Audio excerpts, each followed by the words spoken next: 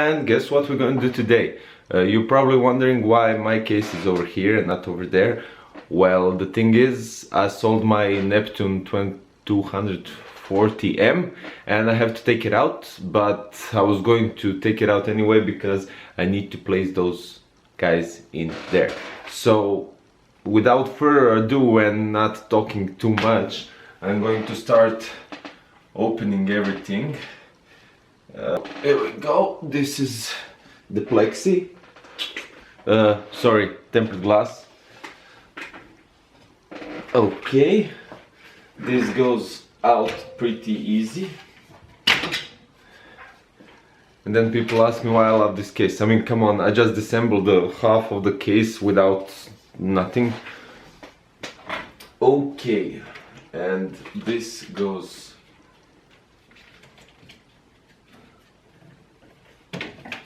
here we go. So this is the dust filter. It has a bit of dust, but as you can see, it can be cleaned very easily. It still has some bits and pieces, but I'm going to do that later on. Let's try to turn this case around a bit. Here we have two jet flows from CoolerMaster, 12 centimeters lead blue, and I need to remove them. And I need to remove loads of stuff now because I need to prepare for my EKWaterBlocks. Now, where is my... here is the screwdriver. I don't know where to start. Probably the best way to start is from the beginning, right? So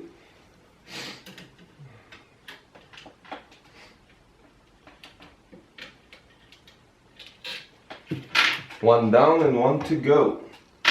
Now I have to say, if you're not a professional, but if you're doing this for the first time, you'll probably need one more person to help you with this, because when I remove the last screw, my radiator will just fall off, and then you have this water block here, which will be still attached to the case, to the CPU.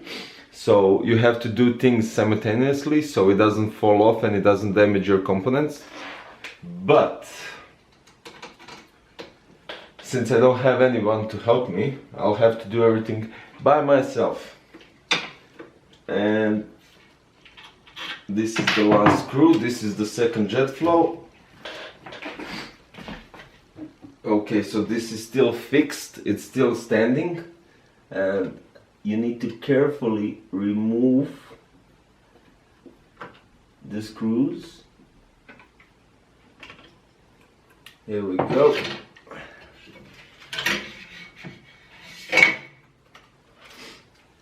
Now all I have to do is find where it's connected to the...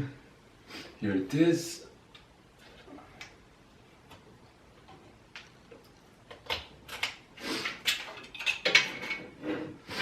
And that's it, guys. The CoolerMaster Nepton is out. So we could start with placing the EKWaterBlocks. Bye bye Neptun. So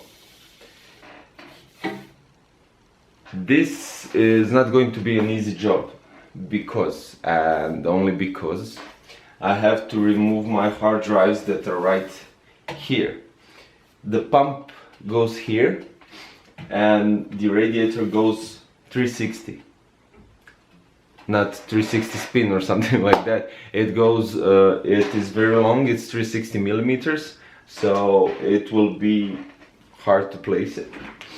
But thank God for Phanteks or whatever it's pronounced, they managed to make a good compartment for the pump. You just need to remove these 4 screws.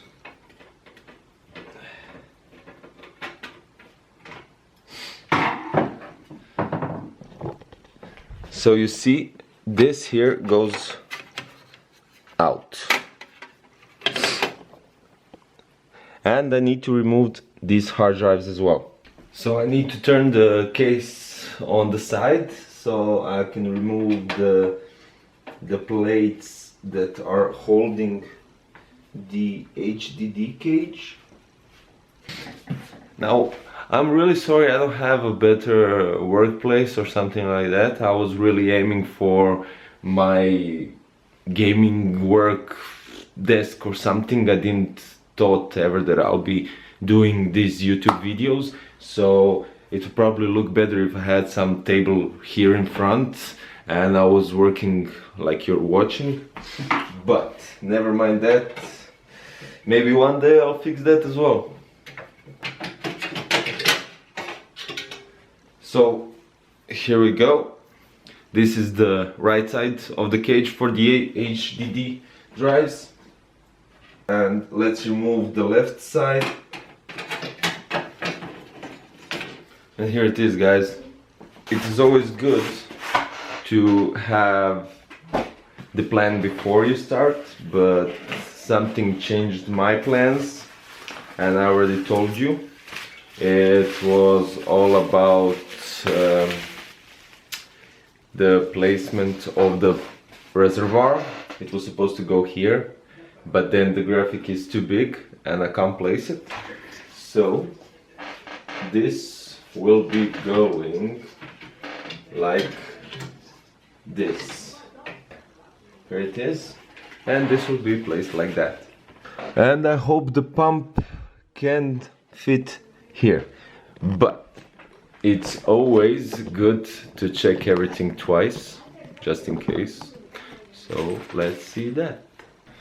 It's going to be tricky now, because this doesn't actually fit as it should. I have a problem fixing it in the case. So guess what, guys? I will have to drill the holes and in the case and here, and I'm gonna show you why here. Because we have a Houston, we have a problem.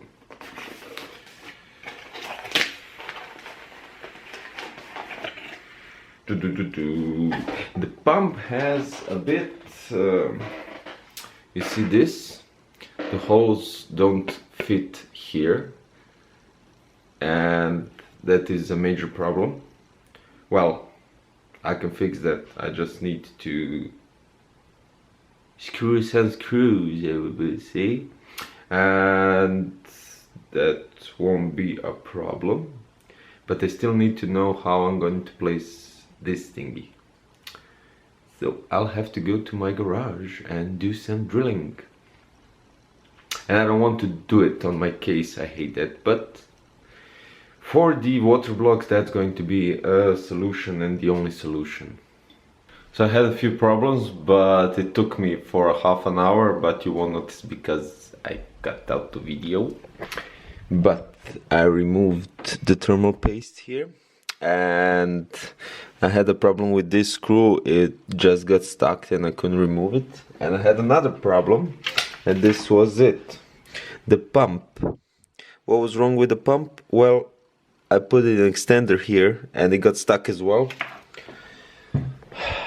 I'm not that strong, but the graphic card is out. And now I'm going to put this here. Yeah, that's going to be cool. So first you need to put the thermal paste, and I'm going to show you that. So first of all, well, I have loads of these, so I'm gonna use CoolerMaster, and apart from the last time, this is really good thermal paste. So you could, let's see if I have still something. Whoops, I do. That should be more than enough. So you need to spread the thermal paste. If you place it wrong like I did right now, but it's not a problem because everything can be fixed. Let's say a tissue or whatever, and you just gently spread it around. There are much more better ways to do this, but I tend to do it like this. It's much easier because I'm using my finger directly, not some other, I don't know, thing to spread it, and this way I can remove the extra thermal paste that I have. That way it won't go over the CPU.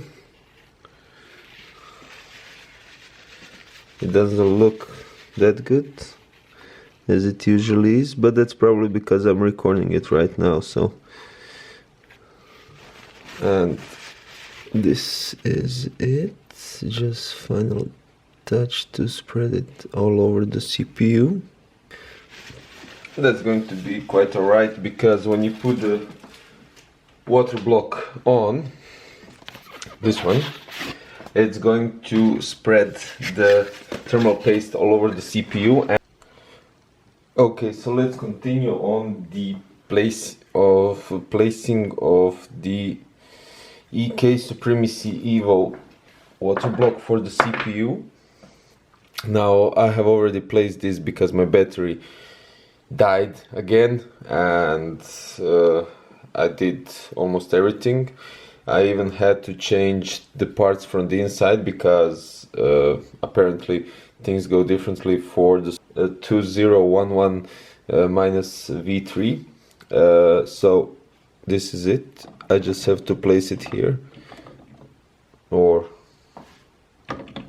am I doing something wrong? No, I'm not.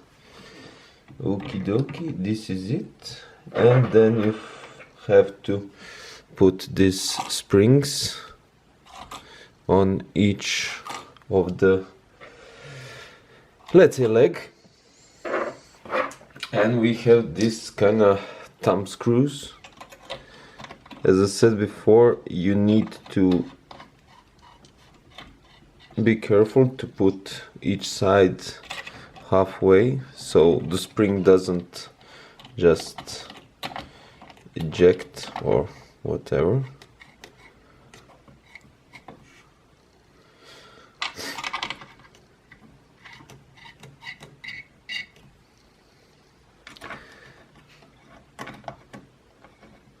Don't press them too hard, because then you'll have the problem the same as I did.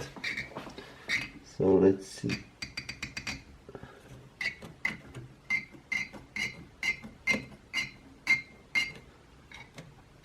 As you can see, I'm doing each and every one of them bit by bit.